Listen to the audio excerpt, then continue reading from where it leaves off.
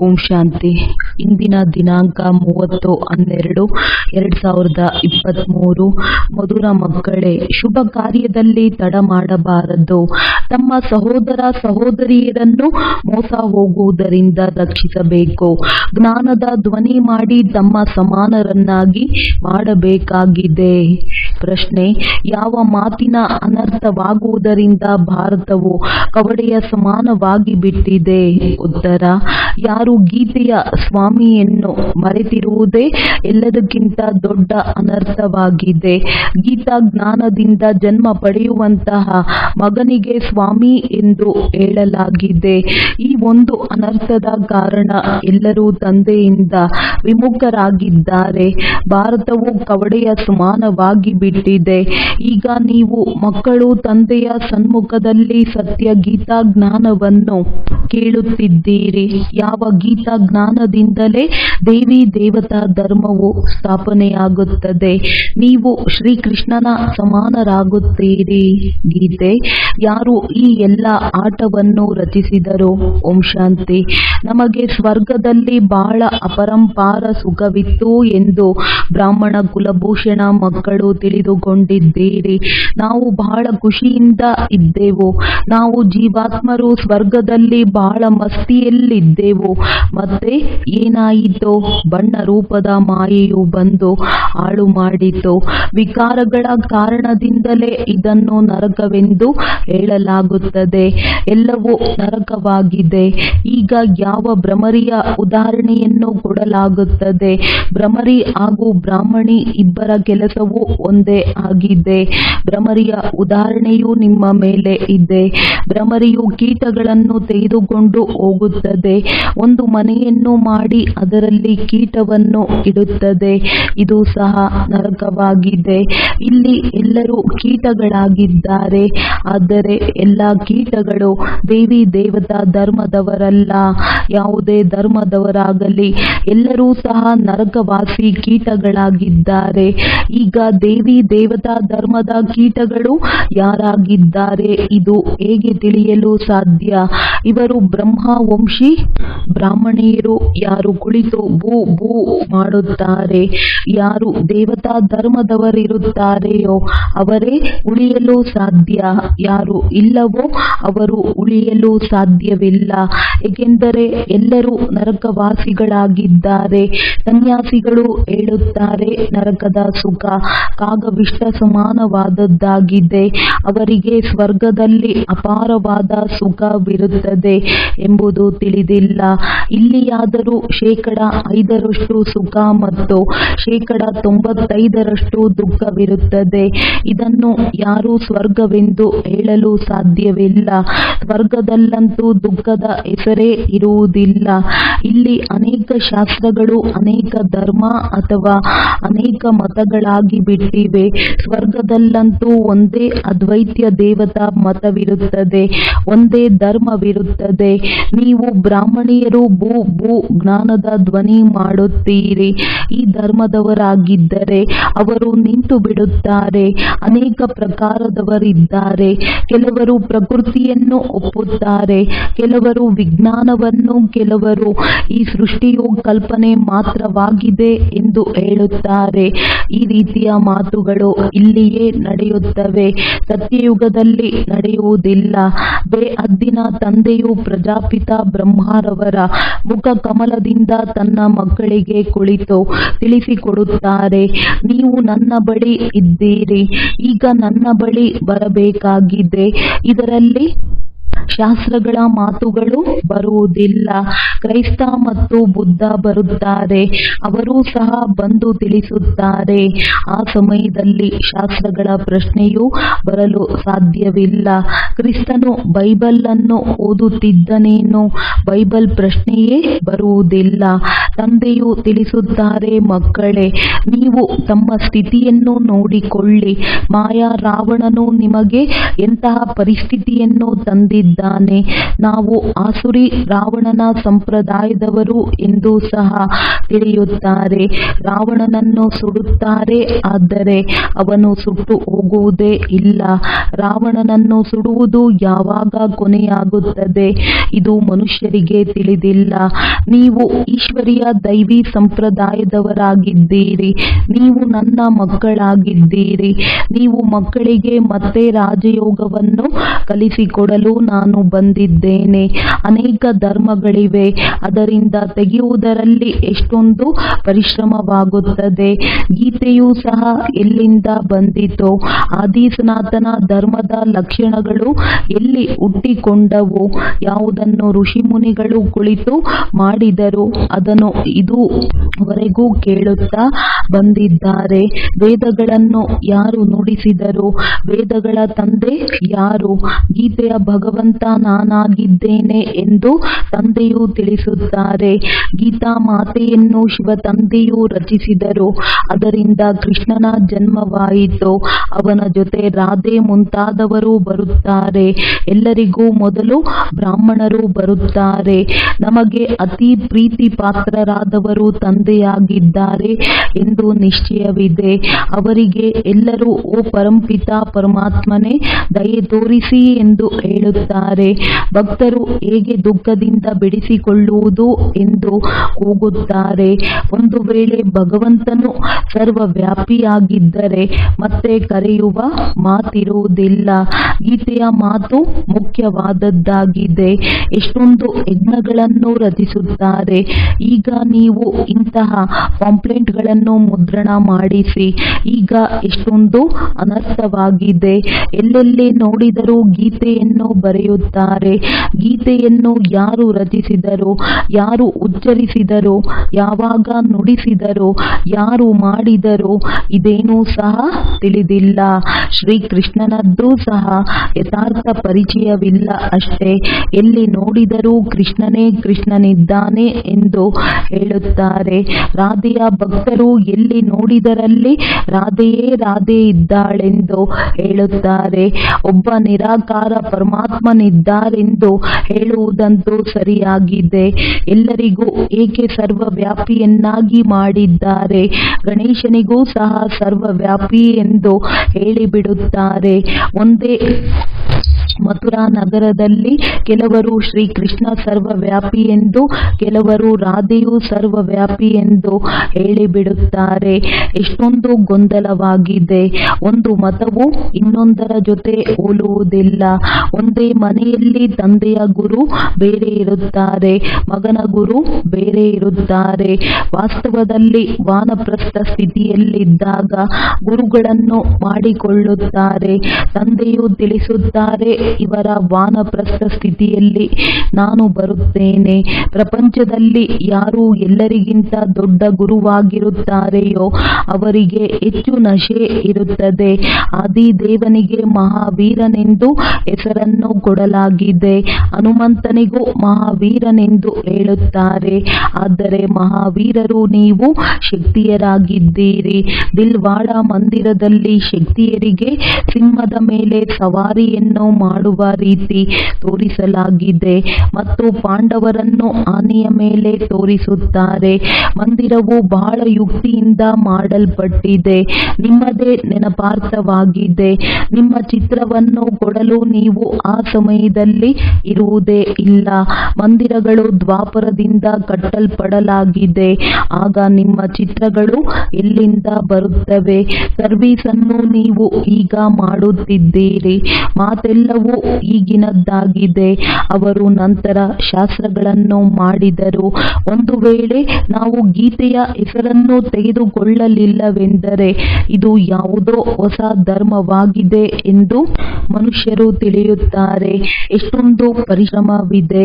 ಅವರು ಈ ಪ್ರಪಂಚದಲ್ಲಿ ಕೇವಲ ಧರ್ಮದ ಸ್ಥಾಪನೆಯನ್ನು ಮಾಡುತ್ತಾರೆ. ನಿಮಗೆ ಹೊಸ ಪ್ರಪಂಚವನ್ನು ತಂದೆಯು ತಯಾರು ಮಾಡುತ್ತಾರೆ. ನನ್ನ ಹಾಗೆ ಕಾರ್ಯವನ್ನು ಬೇರೆ ಯಾರೂ ಸಹ ಮಾಡಲು ಸಾಧ್ಯವಿಲ್ಲವೆಂದು ತಂದೆಯು ಹೇಳುತ್ತಾರೆ. ಎಲ್ಲ ಪತಿತರನ್ನು ಪಾವನರನ್ನಾಗಿ ಮಾಡಬೇಕಾಗುತ್ತದೆ. ಈಗ ನೀವು ಮಕ್ಕಳಿಗೆ ಎಚ್ಚರಿಕೆಯನ್ನು ಕೊಡಬೇಕಾಗಿದೆ. ಭಾರತದಲ್ಲಿ ಎಷ್ಟೊಂದು ಅನರ್ಥವಾಗಿ ಬಿಟ್ಟಿದೆ. ಆ ಕಾರಣದಿಂದಲೇ ಕವಡೆಯ ಸಮಾನವಾಗಿ ಬಿಟ್ಟಿದೆ.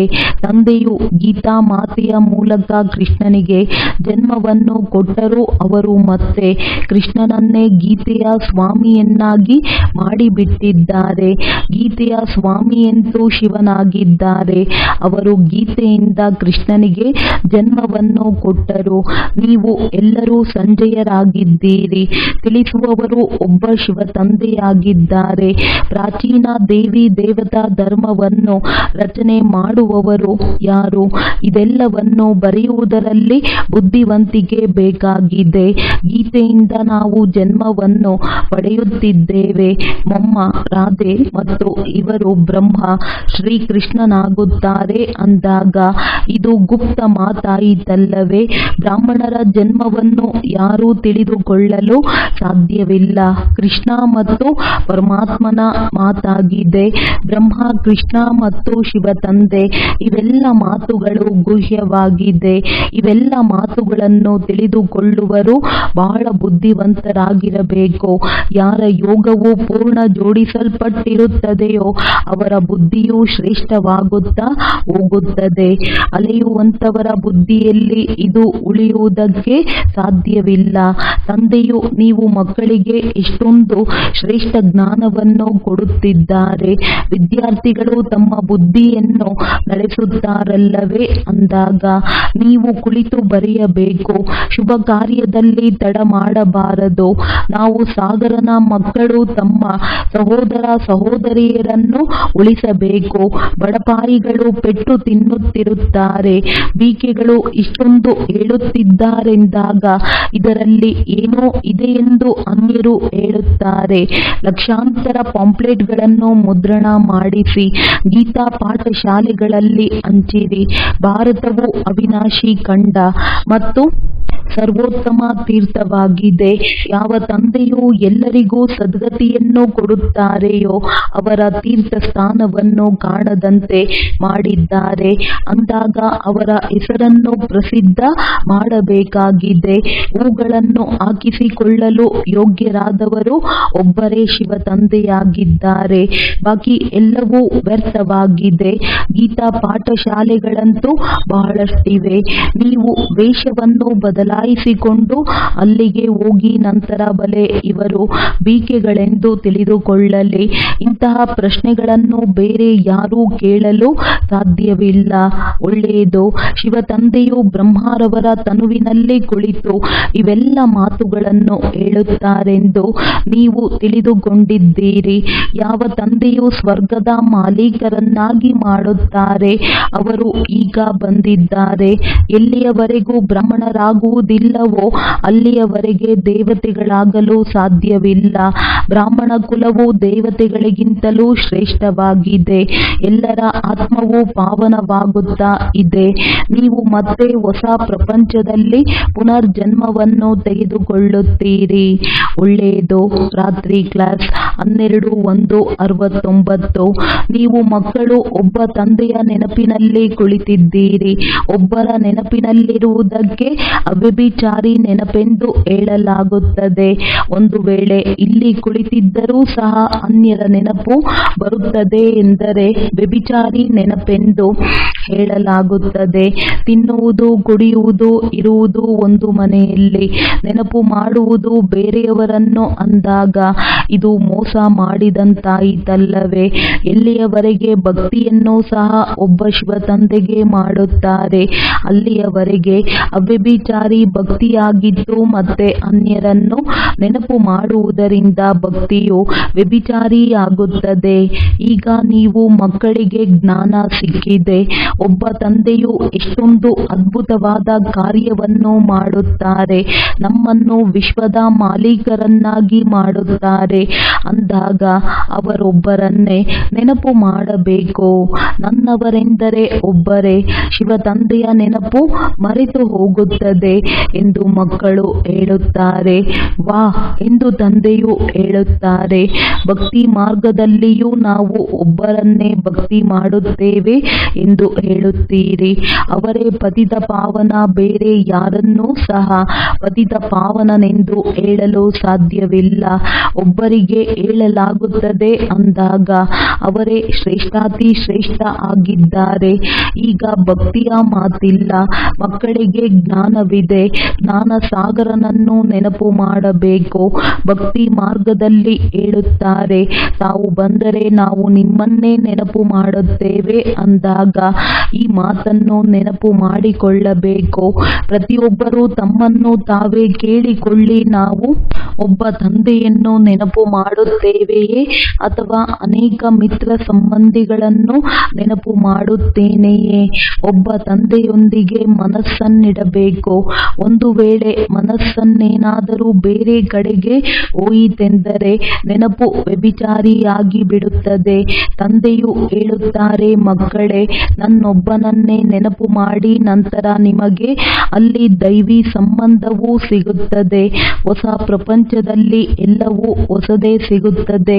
ನಿಮ್ಮನ್ನು ನೀವು ನೋಡಿಕೊಳ್ಳಿ, ನಾನು ಯಾರನ್ನು ನೆನಪು ಮಾಡುತ್ತೇನೆ.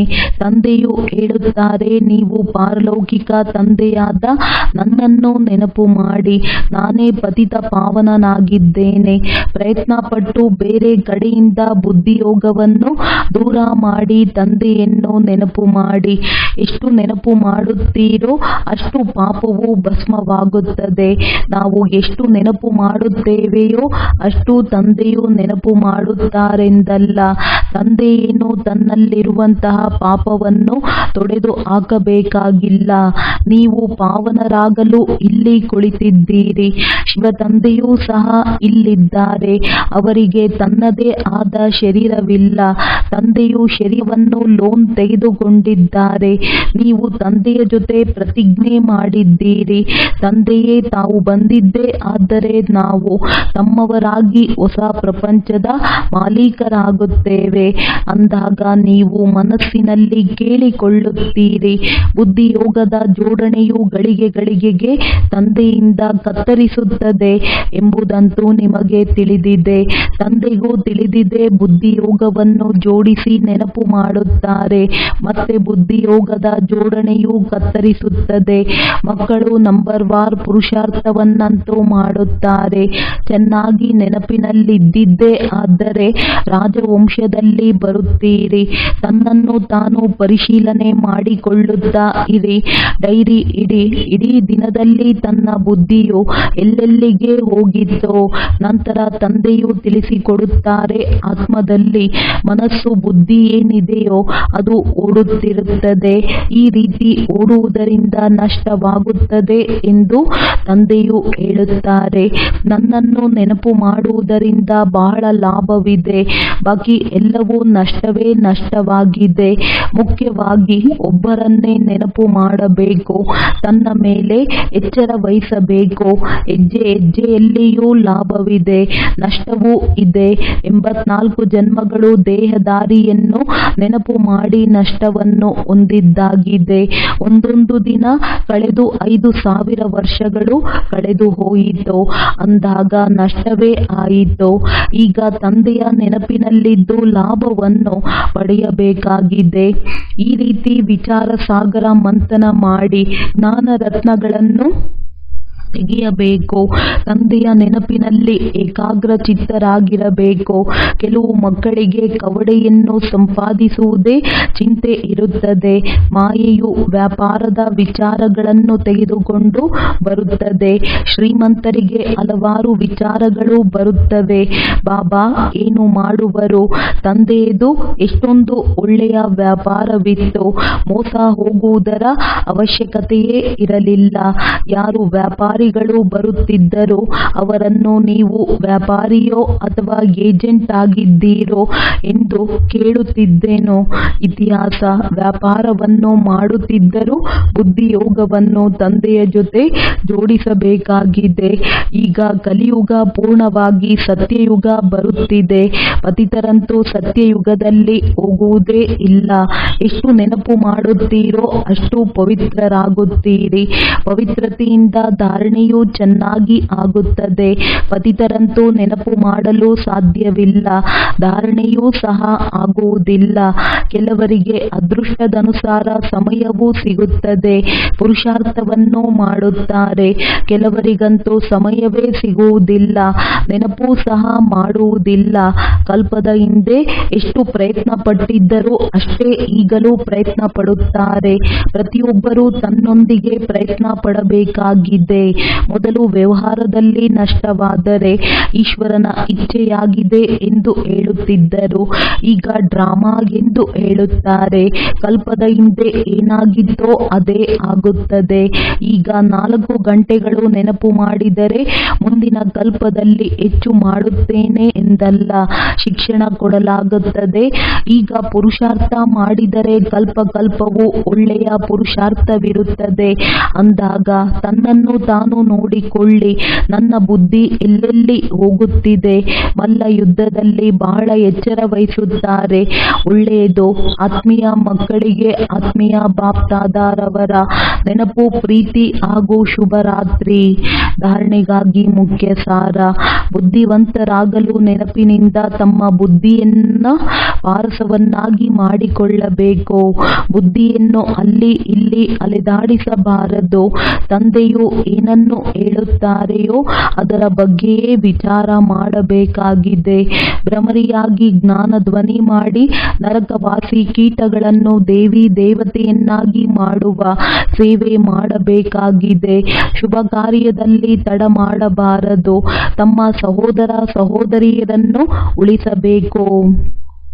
ವರದಾನ: ಸಮಾನತೆಯ ಭಾವನೆ ಇದ್ದರೂ ಸಹ ಪ್ರತಿ ಹೆಜ್ಜೆಯಲ್ಲಿ ವಿಶೇಷತೆಯ ಅನುಭವ ಮಾಡಿಸುವಂತಹ ವಿಶೇಷ ಆತ್ಮಭವ. ಪ್ರತಿಯೊಂದು ಮಕ್ಕಳಲ್ಲಿ ತಮ್ಮ ತಮ್ಮ ವಿಶೇಷತೆ ಇದೆ. ವಿಶೇಷ ಆತ್ಮರ ಕರ್ಮವು ಸಾಧಾರಣ ಆತ್ಮರಿಗಿಂತಲೂ ಭಿನ್ನವಾಗಿದೆ. ಪ್ರತಿಯೊಬ್ಬರಲ್ಲಿ ಭಾವನೆಯಂತೂ ಸಮಾನತೆಯದಿಡಬೇಕು. ಆದರೆ ಇವರು ವಿಶೇಷ ಆತ್ಮರೆಂದು ಕಾಣಿಸಲಿ. ವಿಶೇಷ ಆತ್ಮರು ಅರ್ಥಾತ್ ವಿಶೇಷವಾಗಿ ಮಾಡುವವರು, ಕೇವಲ ಹೇಳುವವರಲ್ಲ. ಅವರಿಂದ ಎಲ್ಲರಿಗೂ ಅನುಭವ ಆಗುತ್ತದೆ. ಇವರು ಸ್ನೇಹದ ಭಂಡಾರವಾಗಿದ್ದಾರೆ. ಪ್ರತಿ ಹೆಜ್ಜೆಯಲ್ಲಿ ಪ್ರತಿ ದೃಷ್ಟಿಯಲ್ಲಿ ಸ್ನೇಹದ ಅನುಭವವಾಗಲಿ. ಇದೇ ವಿಶೇಷತೆಯೂ ಆಗಿದೆ. ಸ್ಲೋಗನ್: ಸೃಷ್ಟಿಯ ಅಂತ್ಯಕ್ಕೆ ಮೊದಲು ತಮ್ಮ ಕೊರತೆಗಳು ಹಾಗೂ ಬಲಹೀನತೆಗಳ ಅಂತ್ಯಗೊಳಿಸಿರಿ. ಒಳ್ಳೆಯದು. ಓಂ ಶಾಂತಿ.